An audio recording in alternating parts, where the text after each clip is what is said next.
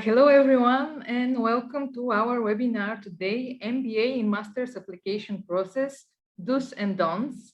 My name is Nelly, and I'll be the moderator on behalf of UniMy Prep team. And our speaker today is Dr. Don Martin, former Dean of Admission at Chicago Wood, Columbia, and Northwestern.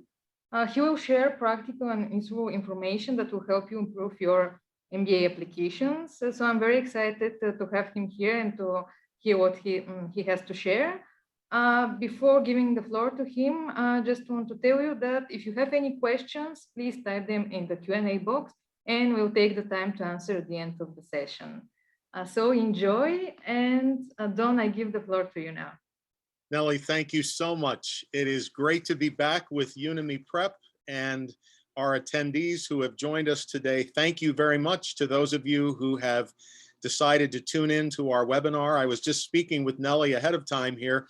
This is the third of 6 webinar presentations that Grad School Road Map will be doing this year for Unimi Prep.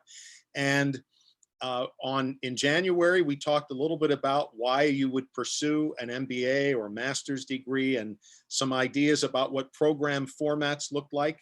2 months later, in April, we did a kind of a checklist, an application checklist of things to be thinking about leading up to submitting applications.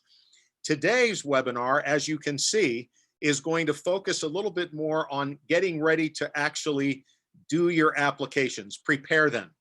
And I'm very excited to be able to share with you some of these tips and some do's and don'ts for today. And then we're going to have 3 more webinars, and I'll tell you about those toward the end of this presentation.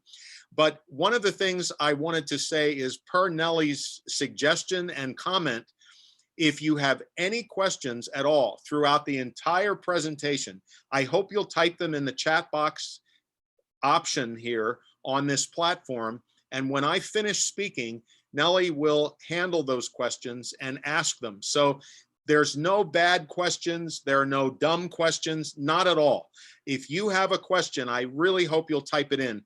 That's my favorite part of my presentation, actually. So with that, just let me say that probably one of the reasons you may be wondering why is Dr. Don doing this webinar today? Well, I have spent my entire career in the field of enrollment management, especially at the graduate level. And of interest to you may be that I served at Columbia University at Teachers College there as Associate Dean for Enrollment and Student Services. I was Dean of Admissions and became Associate Dean for the full-time program at MBA program at Chicago Booth. I also worked at Northwestern University for several years and at Wheaton College. And in all of those capacities, I worked with graduate school applicants. And so I had a 28-year opportunity to do so, evaluating over 125,000 graduate school applications during that time. So this is my bread and butter, so to speak. This is what I know, and it's what I love. I love my work. It's been phenomenal. For the last 13 years, I've been managing Grad School Road Map. I'll tell you a little bit about that in just a moment. But in addition, I also have earned 2 graduate degrees myself. So I'm sitting where you sat, or excuse me, I sat where you're sitting, I should put it that way, at one point in my life journey, thinking about graduate school. I was a bit afraid, I was nervous, I wasn't sure I could do it. But looking back, my master's and my PhD programs were 2 of the most incredible experiences of my life. They were life-changing in a very positive way. I don't want to do a third one, mind you, but the 2 that I did were just incredible. And I applaud you for thinking about this. I don't think you'll be disappointed. I think this will be, I believe it will be one of the greatest experiences of your life. I've also published a book for students thinking about graduate school. I'll take about 30 seconds at the end of the presentation to tell you about that. It's in its 2nd printing. The first one sold out, so we printed another one. And that came out later. So that's a little bit about my background. Now, what do we want to talk about today? Very quickly, I'm going to spend a minute or so telling you about what Grad School Road Map is about.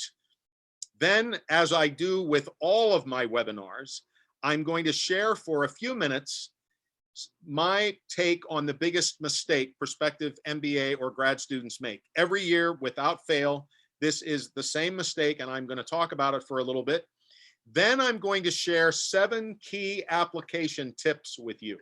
These are things that have become very important for me to share based on my 28 years in full-time higher ed, and even these last 13 years continuing to work with prospective graduate students. I then want to talk about some do's and don'ts, some things you want to do, and then conversely, the opposite of that, what you don't want to do as an applicant. Then I'm going to spend about 30 seconds telling you about my book, about some coaching that I do, tell you about the 3 remaining webinars we're going to do this year, and then we will take time to answer some questions. So please get those questions, keep them coming as we go through the presentation, okay? I really want to answer any questions that you may have. Okay, what is Grad School Road Map? Well, we're a kind of a boutique outfit. We're a resource for prospective students, for applicants. We even work with sometimes with alumni and with enrollment management staff. And probably one of the unique things about what we do is that our team is made up of entirely of former graduate admissions deans and directors. In other words, individuals who've, as they say, the coin phrase, been there, done that. We've been in the chair of an admissions dean. We know what it means to be evaluating applicants, speaking with candidates, working with them, and managing the application process at the graduate and the MBA level. So I think that puts us in a very unique position to help our clients from that vantage point. We speak on college campuses all over the world. We've coached more than 500 prospective students one-on-one across all disciplines, and their acceptance rate right now is 97%. So it's been a phenomenal 13 years. We start our 14th year in just a few weeks on July 1st. I can't believe it. And we're looking forward to another incredible year with Grad School Road Map. Now, having said that, the first item on the agenda for today's session, again, is what is the biggest mistake that prospective MBA students or graduate students make? What is it? Now, in all honesty, there are many big mistakes that you can make as a prospective graduate student. But over my years, both in full-time enrollment management and these past 13 years with Grad School Road Map, in both of those situations, I've observed the same mistake over and over and over again. What is that mistake? It is not doing adequate research when? Before you apply. This is absolutely critical. Not doing adequate research before you apply. Many applicants do not take the time to do their own homework, to take a look at what's important to them from their vantage point. Not word of mouth, not a ranking, but digging deeper and really getting at the heart of what these institutions are about that they're considering to apply. So how do you help to avoid this mistake? Well, first of all, obviously, at the beginning, and you still have, if you're applying for the fall of 2022, next year, you have plenty of time to still do some very, very good research here. That's the good news. You've got plenty of time. This is only June. I would suggest that you spread the net wide. You start out with a large group of options, a large group. In my opinion, it's beneficial to have at least, when you're first researching programs, 15 or 20 programs on that list. That's how many you should start off with. Now, of course, you're going to narrow that down. You're not going to apply to all of these, but that's where you want to start. To help you with that, create a spreadsheet. And my suggestion is, whichever column you choose to do this, list your options in alphabetical order. At this point, they're all equal. You should not have any priority list yet. You're just at the beginning of doing some comparison shopping here. And what you want to do is, on the other column of the spreadsheet, put a list of the questions, the concerns, the aspects of these programs that you would like to investigate. What is most important to you? If you're wondering how many, here's a list of just how many different areas many prospective students will evaluate. These are all excellent. They may not all apply to you. You may choose not to look at every single one of these, and this is not an exhaustive list, but I would like to draw your attention to, on the second column in from the left down toward the bottom, the third one from the end of this list in the second column says interaction with current students and alumni. This to me is a no-brainer. This is just common sense. If you're thinking about going to a particular or applying to and maybe enrolling in a particular program at a particular university, I would think one of the minimum research endeavors you would take on is to contact current students and or recent graduates to ask them about their experience. And I'd like to suggest 2 questions.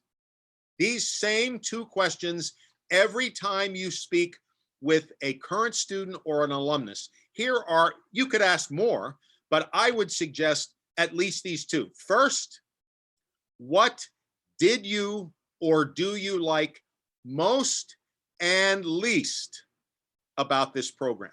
They should be able to answer both of those. And the reason for that is because no graduate program is perfect. Every program has room for improvement. And if a student tells you this is a perfect program, there's no problems, I wouldn't be interested in going there. That seems very shady and dishonest. So you want to ask them to honestly tell you what they liked most and least about the program. That's the first question. Question 2, knowing what you know now, if you knew back when you were getting ready to attend this program, what you now know about it, would you still go? Would your decision still be the same, or would you have made a different choice?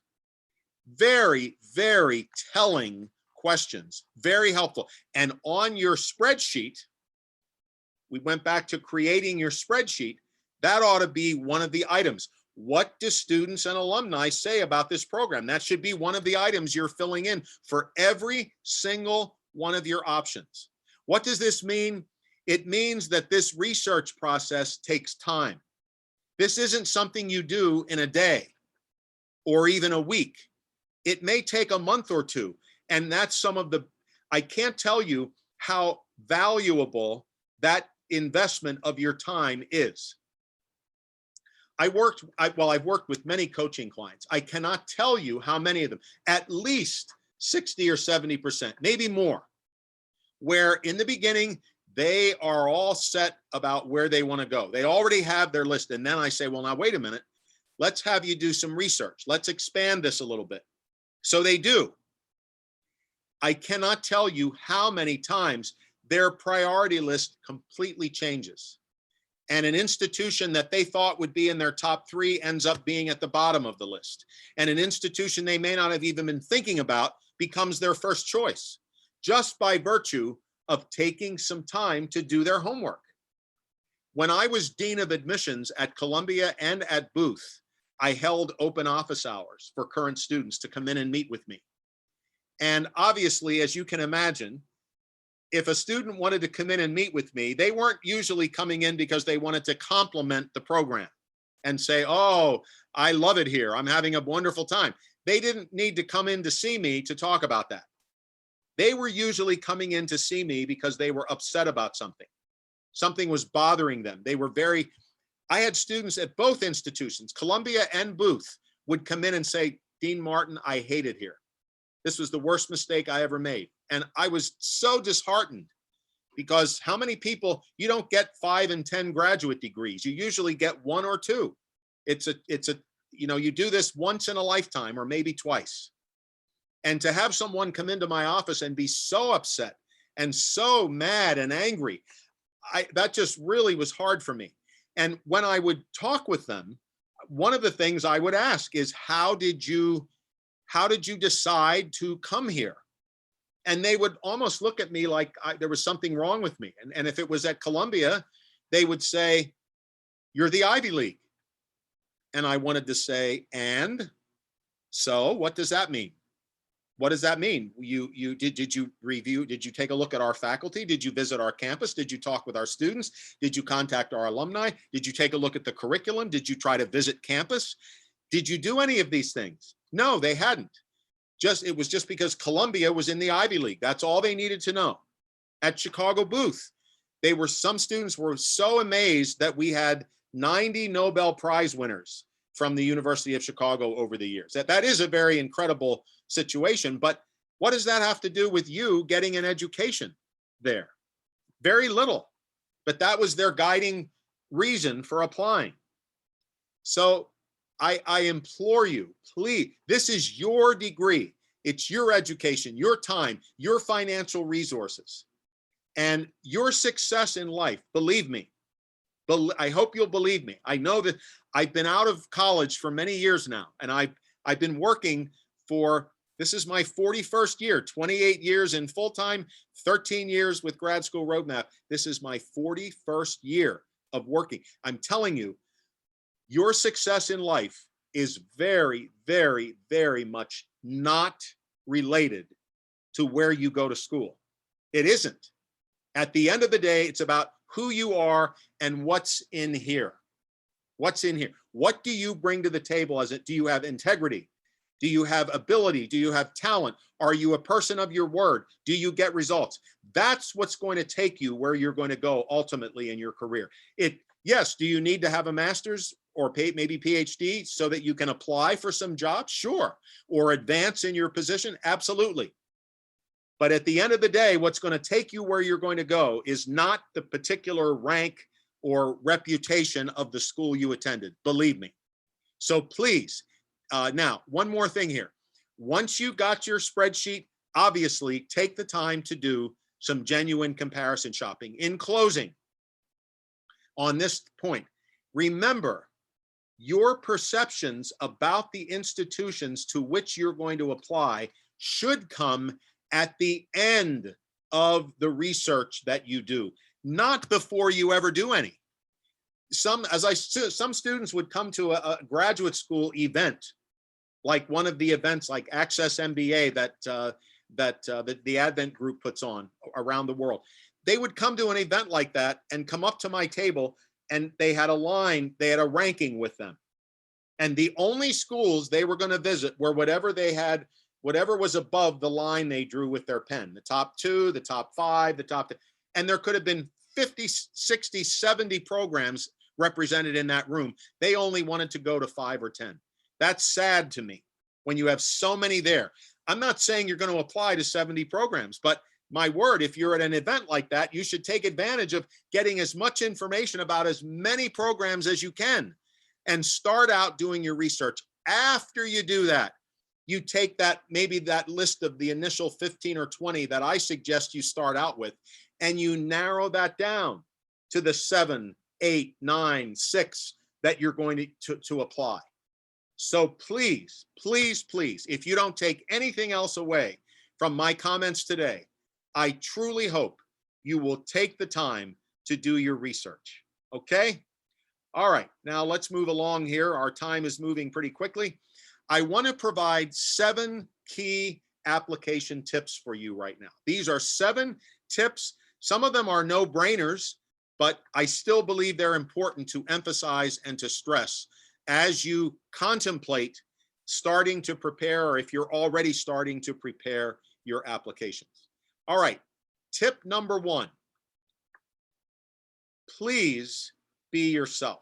I know this sounds so simplistic, but I believe some applicants, many applicants, actually have this perception, and maybe some admissions offices do a disservice by insinuating this or giving the impression that this is the case, that you have to be a certain type of person in order for them to want to evaluate you, or in order for you to have a strong chance of being admitted. Nothing could be further from the truth. In our associations with people, what is your reaction when you are around someone that you don't think is being themselves, that they're being fake? Does that cause you to want to go up to them and say, hey, I'd really like to get to know you. Let's go out for a cup of coffee. You're somebody I'd like to. No, you go the other direction. You back off.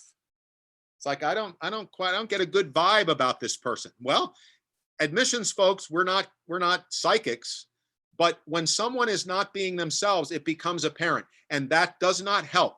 That hurts your application chances. So just be who you are. There's no one else like you. You are a very unique person, and that's what needs to shine through. Tip number 2, consider rankings as you do your research. I'm not saying you don't look at them at all, but they should be one of many, many criteria you're looking at, not the first one by any stretch. In my opinion, they should come at the end. Once you've looked at all the other things, then you can say, okay, let's take a look at rankings here and see what they say. Remember, rankings are done to sell magazines and newspapers. Many researchers have determined that the methodology behind these rankings is very flawed. So please do not put all of your eggs in one basket and just assume that this ranking is the truth. Many times it is not. I mean it. Maybe that's the first time you've heard this, but that's the truth. These rankings are flawed. The methodology, many times, is not statistically reliable. So don't make rankings your only consideration. Number 3, take word of mouth for what it is. Word of mouth. If you can hear what other folks have to say about certain options, but at the end of the day, they're not the ones going to school this year. You are. As I said earlier, this is about you. What reaches you the most? What resonates with you the most? Again, word of mouth might be one of the items on your spreadsheet, but it should certainly not be the most important. What someone else thinks doesn't make it true for you. Some people say, I love chocolate ice cream. That's word of mouth. Maybe you don't. So what does that mean? Does that mean there's a problem? No. It just means that word of mouth is just that. It's someone else's opinion, but it doesn't have to be yours.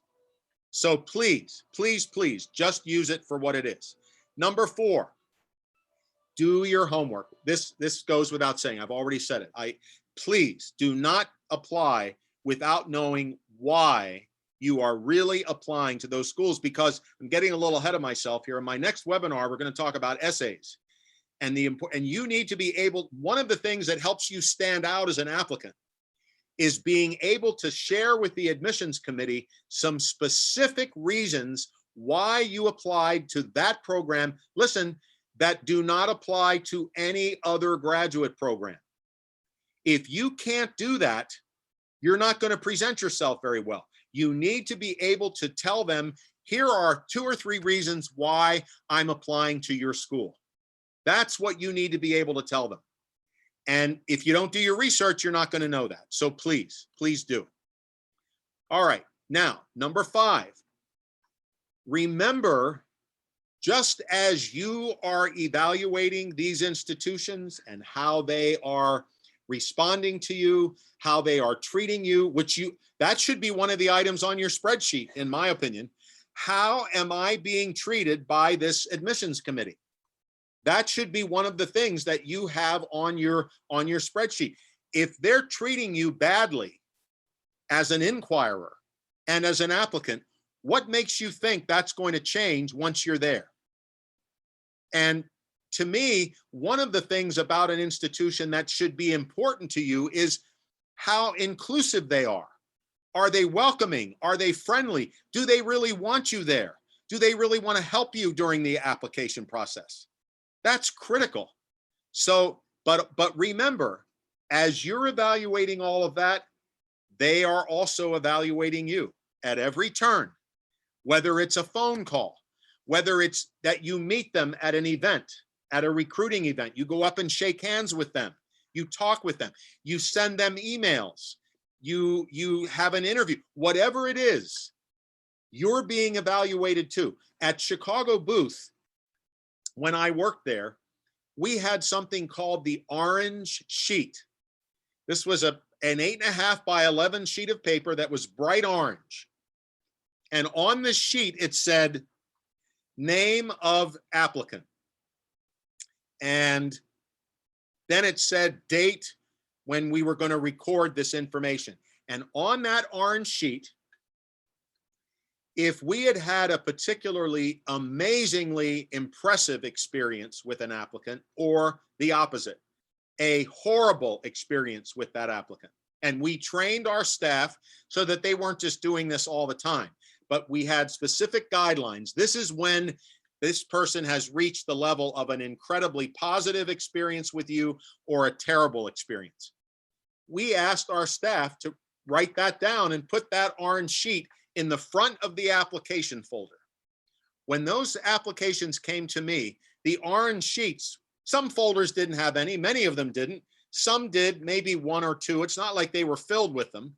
But if there was an orange sheet in someone's application that was negative, if it was a very bad experience, that did not bode well for that applicant.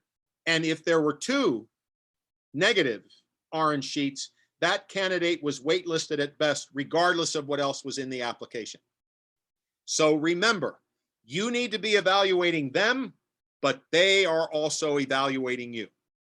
All right, number 6, please be calm and professional at all times. I'm going to explain this a little more when we get to the next section of what I want to talk with you about, which is do's and don'ts. But you need to remember this.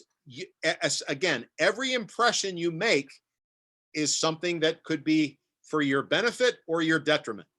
First impressions, obviously, are critical.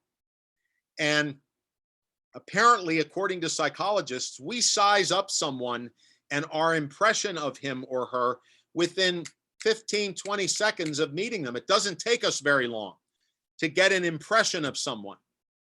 And so you need to be able to convey that regardless of what may happen, maybe they make a mistake with your application. Maybe they do the ultimate, which is what happened to me at Chicago Booth. We lost someone's application. This was before online applications. This was back in the days when they submitted everything via the mail. We lost this person's application very quickly. Their reaction was incredible. I had to call them. I was calling during the time when I was calling admitted students to tell them they got in. When this person first heard my voice, they thought they'd been admitted. And then they came to find out that we lost their application. Their reaction was incredible in a good way. They were, in fact, I made up my mind on the phone conversation. I said, look, if you'll resubmit everything, send it overnight mail, we'll pay you for everything. We'll pay for all of that. I already knew I was going to admit them. Thank goodness they had a good application. But that response was so impressive. You never know who's listening or who's evaluating you. So be calm and professional at all times. Tip number 7, final tip here. As I mentioned, remember, your ultimate success is about who you are, not where you go to school. It just isn't. We've all seen examples of graduates from very famous institutions who have been miserable, dismal failures, who've gone to jail, who've had horrible experiences in their life. This has nothing to do. Your ultimate success is already inside you. So remember, don't be overly concerned. Is this in the top 10 or is this? No. Is this program a match for me? Do they want me? Do they really treat me well? Am I part of the community before I even get there? So remember that, please. Okay, 7 key application tips. Now I want to move to a few more what I call application do's and don'ts. As you're going to see in just a second, for each one of these, there's going to be a do that will be in white, and then there will be a don't that will be in gold. And I will give you these together as we go through this list. All right, and remember, if you have any questions about anything I've said so far about the importance of doing good research or some of these critical tips, start putting them in the chat room for Nellie, okay? Because we're almost, I'm going to be finished in about 15 or 20 minutes. We're already halfway through our allotted time here. So make sure you're writing those questions down. I want to cover as many of them as I can for you, okay? All right. First, do's and don'ts.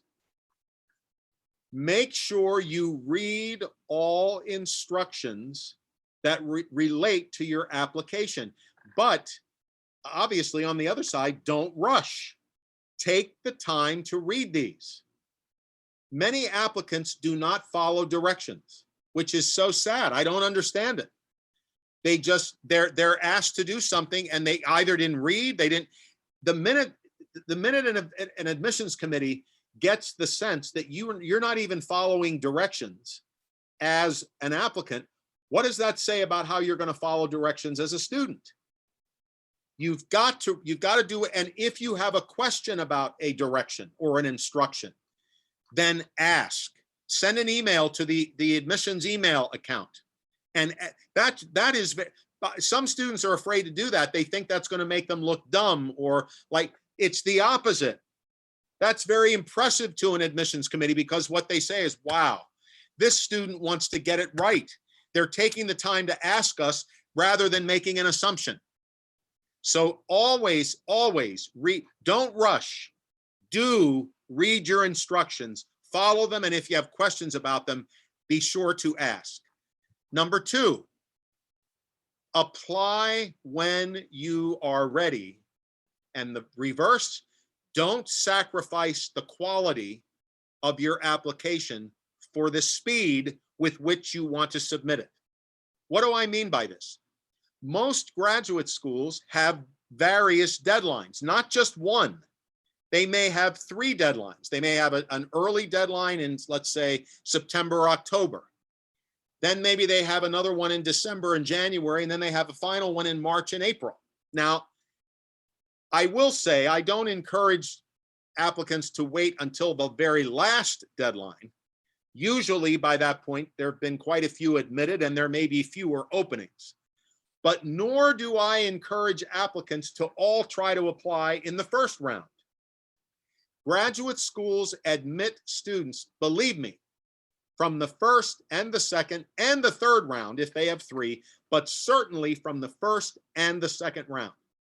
You are not losing out if you wait to the second round. And so if you start approaching a first round deadline in September, October, and you just think, you know what, I don't think I've spent enough time on my essays, or I believe I want to rework my resume, or there's some things I've got to do here that then wait.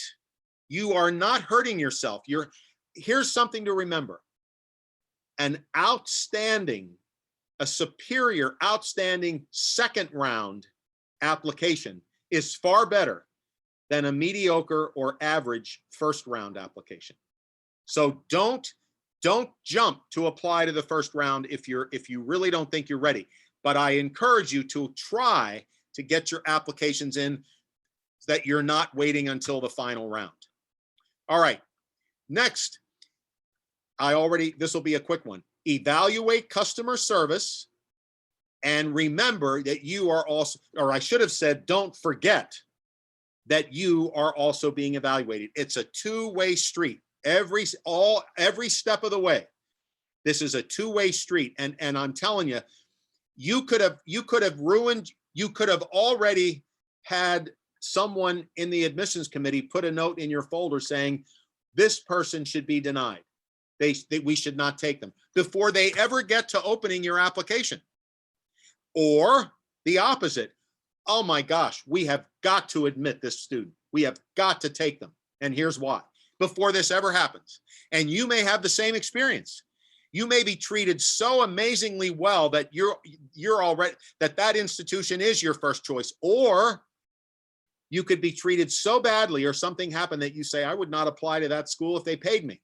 Well, it's the same way. So remember, two-way evaluation process. Next. Now, remember what I said about being calm and professional in my prior suggestions, my prior tips for you? Well, here's what I want to say about this.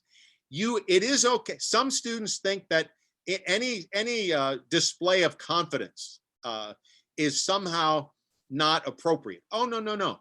You can absolutely be assertive. You can speak up. You can be confident, if you will. Excuse me just a moment. I dropped my power cord and I don't want that to happen. There we go. Thank you. So you want to be assertive, but you don't want to be arrogant, and certainly not argumentative. This is not the time to question if they tell you this is our requirement or we are doing this. You don't want to start arguing with them. This is not the time. You can ask questions, but and by the way, the word arrogance. Sometimes I don't think applicants realize they're doing this, but the way in which you talk about yourself in your resume and your essays is critical.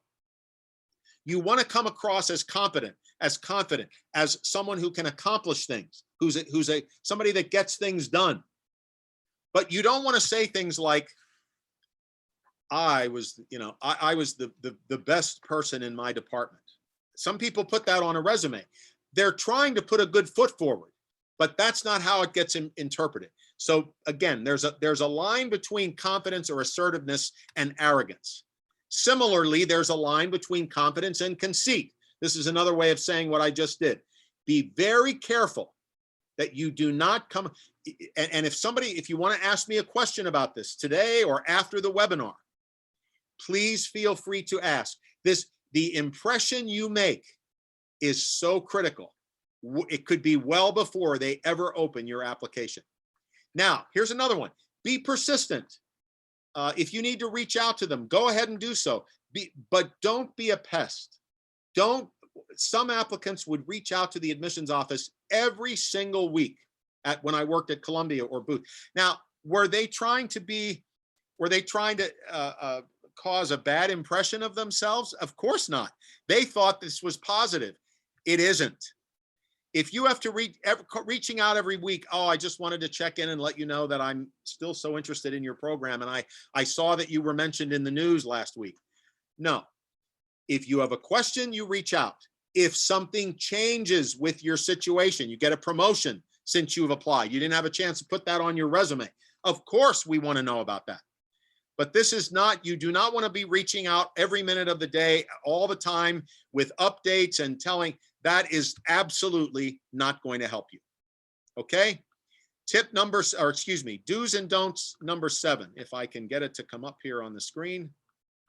There we go. You want to put your best foot forward in this application, obviously. But I should say, don't embellish or lie. Resist the temptation to misrepresent yourself. You know, when I first started out as a dean of admissions, and I would learn that an applicant had cheated on their application in some way, I have to confess, I'm sorry to have to say this now, I kind of looked down on him or her. I judged them as being a bad person, and I feel badly about that because a few years in, I thought, you know, Don, you're being unfair to these applicants. You know what I believe happens when someone cheats on their application? I don't believe they're a bad person. They're not a horrible person at all. They're a good person. But somewhere along the application process, they have become convinced that they don't have what it takes to get into this program on their own, just with what they have between their resume, their academic background, their professional experience, their volunteer service, whatever. They don't have enough. They're not going to be as competitive. So they need to somehow fudge some information or tweak some information on their application to make themselves look better and that nobody will notice. So what do? They'll take maybe a 3.25 GPA and turn it into a 3.52 GPA. Or they'll embellish their work history. Or they'll make up things that they really didn't do and put it on their resume or in an essay. We had an applicant many years ago. This is so many years ago now that I don't have any trouble sharing, of course, not their name, but this applicant to one of the schools I worked at said that they were a member of they had received the United States National 4-H Humanitarian Award.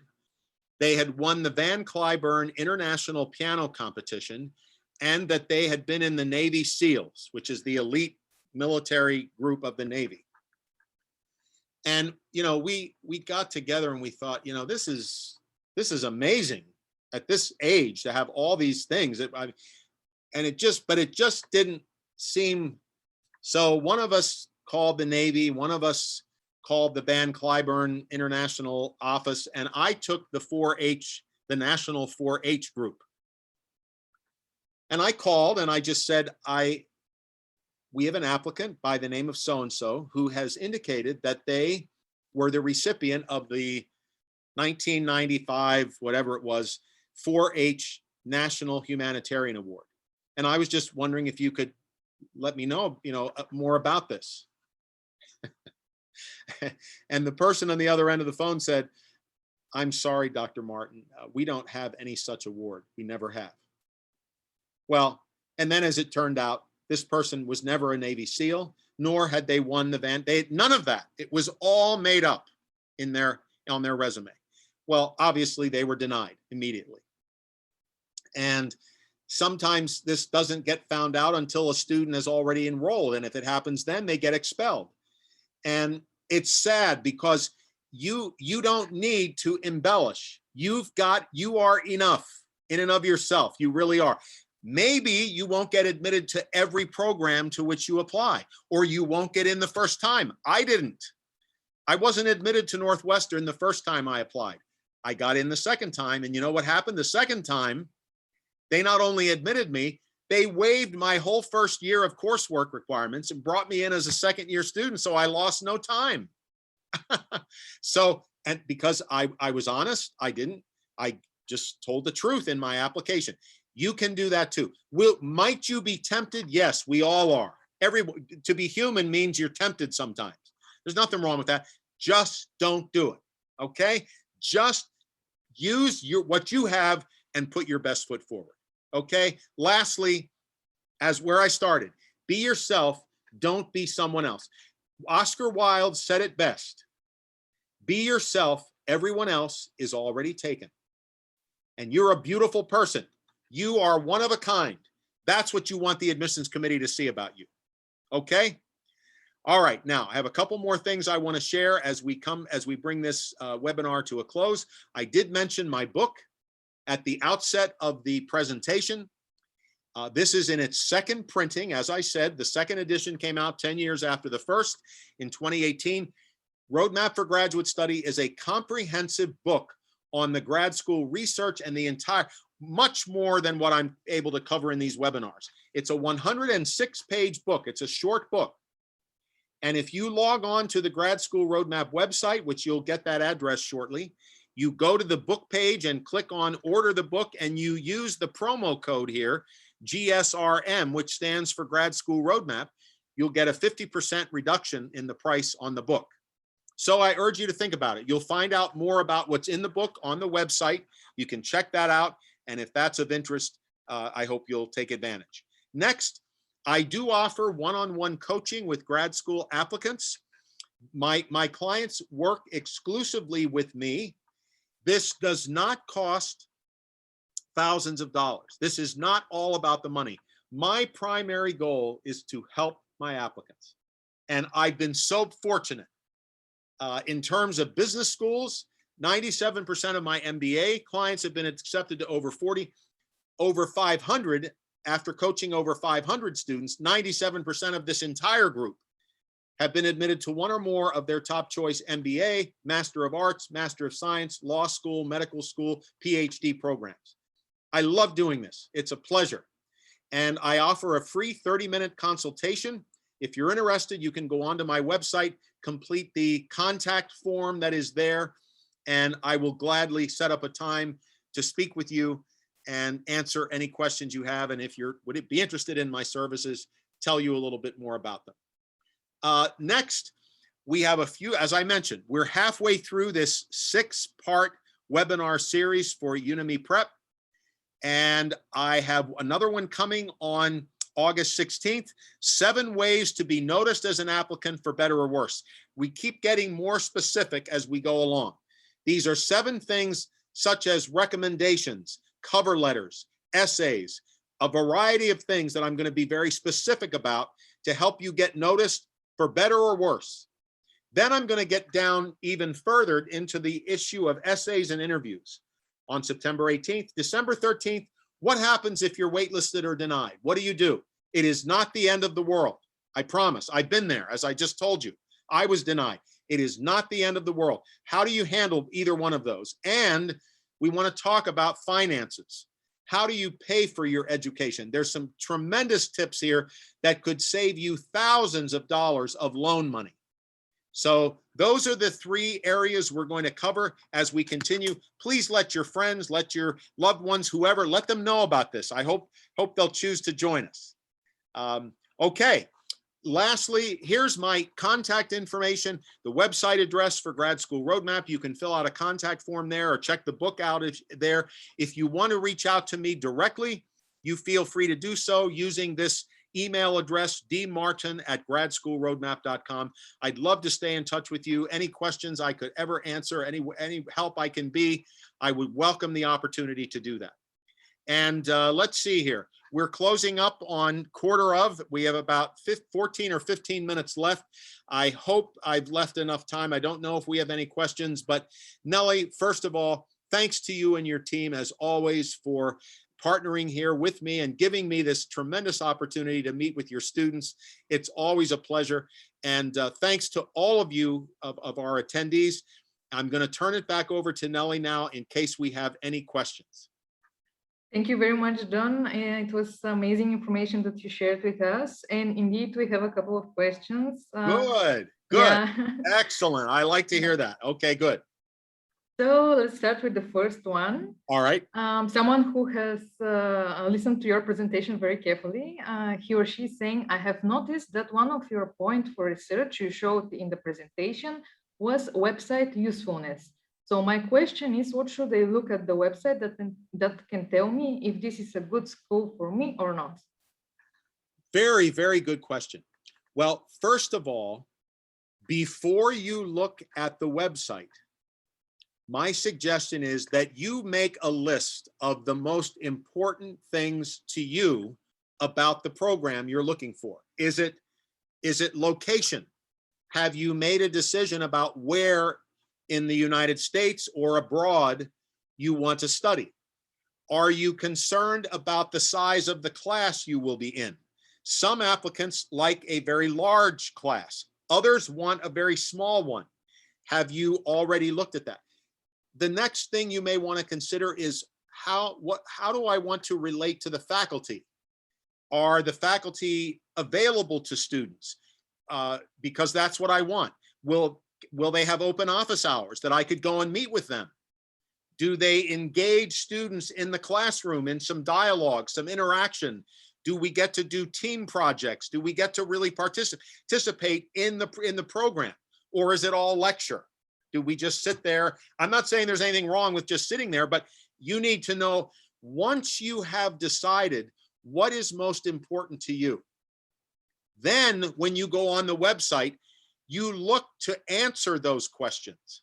You look what information on that website will answer the questions I have. Can you find it? Is it there? Can you navigate the website? Is it welcoming? Is it friendly? Like, you know, I'm not trying to boast here. When you go on the homepage of Grad School Road Map, you get a welcome video from me, a live welcome video from me saying, thank you for joining me. And that's heartfelt. That's sincere. Does that website give you an impression that this institution is really concerned about their students, not just their endowments, not just high-level faculty, not just rankings? Are they concerned about their students? I would think that's something you'd want to try to get a sense of, even from a website. But again, you want to make up what is most important to you first, then you go on that website and you look to see if you can answer find out what they have to offer for each of the areas you're looking for. If you can't find something, here's another way to kind of get an idea of what this place is like. Send them an email message. Say, I was looking about study abroad opportunities at your program. Do you have opportunities for students to spend a semester studying abroad? I'm not able to locate that. Could you help me know where it is or tell me how I can find out? And see what happens. It can be very telling. Excellent question. Very good. Thank you very much, Don. Actually, our next question is somehow related to what you just said. Okay. And the question is it okay to write to the school and inquire about the program or the campus, or it will look to them like I'm not prepared enough? Is there something that I can ask that will show me in a bad light? Excellent. No, that's an excellent question. By all means, you should reach out to the admissions office, but under these circumstances, okay? In the beginning, as a prospective student, as a person or even during the application process, if there is a question you cannot answer for yourself, the website doesn't give you anything, the admissions section isn't helping you, and you have a question, by all means, reach out. But what you don't want to do, obviously I'm going to be exaggerating here, but this is the idea of the questions you never want to ask these two questions, okay? Whether it's in person or of email or whatever. First question, what are your application deadlines? Oh my word, they're everywhere. They have them all over the place. That is on the website for sure. Do not, that makes you look like you didn't prepare. The second question is worse than the first. Ready? Do you offer financial aid? Of course they do. Now, they may not always offer the kind of financial aid that may be of help to you. So you may, if you want to ask them, maybe you go on to the financial aid section and you check out what they have, what they offer, but then there's something there that's missing that you're interested in. Then you can say, I just spent an hour researching your financial aid. I found it very informative. You have a lot of information there. I was wondering about this particular kind of financial aid. I didn't see a lot there. Is there something I missed, or could you tell me about that? That makes you look very good because you spent time. You went on, you looked, and then you ask about something you couldn't find. So by all means, reach out to them. But only if you're trying to get something you can't answer for yourself, or after you apply, if something happens, if there's an update, something has changed, you had a promotion, you're going to be going to a new job, you got an award, whatever, something has changed. Yes, then again, you want to update them on that. Excellent question. Thank you very much. And we have one last question. Okay. I don't know if you are allowed to share this. The question is, can you give us some example what people did to go on your admission blacklist? Can I give examples of what students did that would end up on my blacklist? Well, as I said, Nellie, that's a great question. And I will share a little bit here without going into a whole lot of detail. But I tried not, those first couple of years, I was ashamed of myself because I felt like I was a little too hard on some students when they cheated. And in the beginning, they would go on a blacklist. It was like, but then I came to the opinion that applicants are generally good people. 99.999% of the applicants with whom I interacted were good. They were good people. They were trying to better themselves. They wanted to move forward in their lives and careers. This graduate opportunity, graduate school, was something that's what they were hoping would happen for them. They were energetic. They were motivated. They really wanted to better themselves. And many times I was in awe of these students. I came to appreciate most all of them. I think the things that were less helpful is if they were dishonest, or if they came across as desperate, as you know, like I must if I don't get admitted to Columbia, I'll just die. I mean, it was just so dramatic and so, you know, and that was hard for me because I couldn't admit everyone who wanted to come to Columbia or Booth. I couldn't. In fact, I couldn't admit most of them. And so I can't say I ended up with a blacklist. It was just more folks that were trying so hard that they ended up misrepresenting themselves, or they became a pest, or they sounded desperate. Things like that that's what I would say you want to try and avoid. You want to be confident, calm. You want to, the applicants that really impressed me in a way, while they didn't say it like this is what was coming through between the lines.